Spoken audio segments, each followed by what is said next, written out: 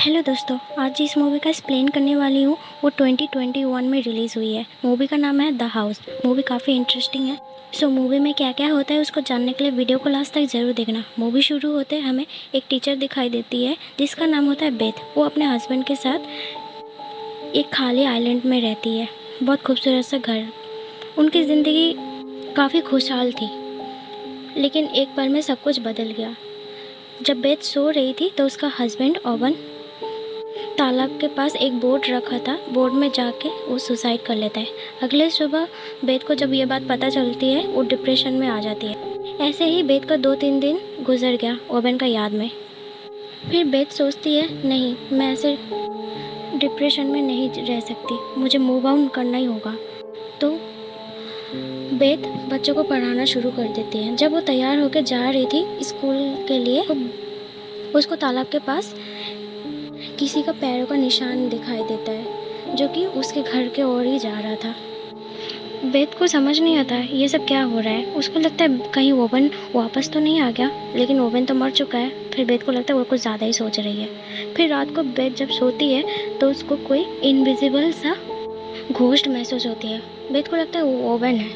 वो रात में उठ जाती है और खिड़की के बाहर देखती है।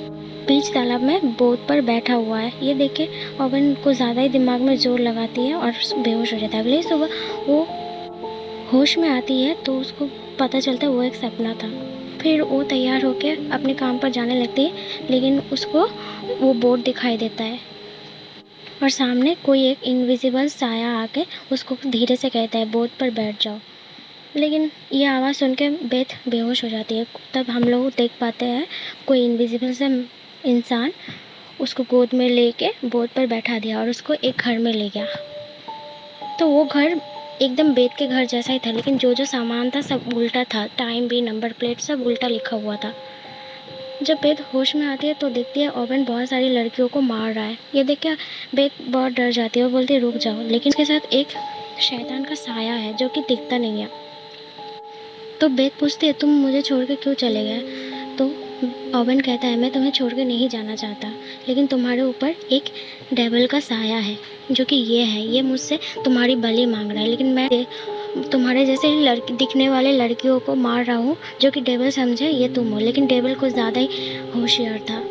उसने मुझे बहुत फोर्स किया तुम्हें मारने के लिए। मैं तुमसे बहुत प्यार करता हूँ, मैं तुम्हें कभी नहीं मार सकता, इसलिए मैं खुद मरना पसंद किया। ये देख के ओवन का साया चला जाता है। तब वो डेविल जिसका नाम होता है नथिंग ओवन का रूप लेके बेथ के सामने आता है और कहता है तुम्हारी लाइफ में अब कोई नहीं है, तुम मेरे साथ आ जाओ। उसका ब्रेन वॉश करने का कोशिश करते हैं। फिर हम लोग आसमान की तरफ देखते हैं जो कि 2-2 चांद है, एक रेड एंड एक वाइट। असल में रेड वाला मिरर वर्ल्ड की चांद है और वाइट वाला रिक की चांद है। जब नथिंग बेथ कर ब्रेन वॉश कर रहा था बहुत कुछ बोल दिया कि इस दुनिया में तुम्हारा कोई नहीं है, तुम मेरे पास आ जाओ।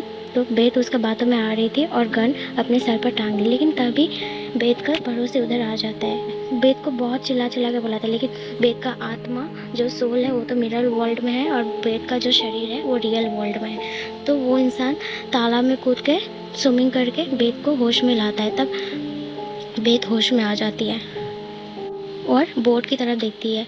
तो वो पड़ोसी बोल रहा था तुम क्या देख रही हो उधर। बेथ कहता है नथिंग। इसका मतलब वो शैतान अभी भी बेथ के पीछे ही है। तो बेथ फैसला करती है मुझे कभी भी अकेला और डिप्रेशन में नहीं जाना है, वरना ये मुझे मार डालेगा, अपने साथ ले जाएगा।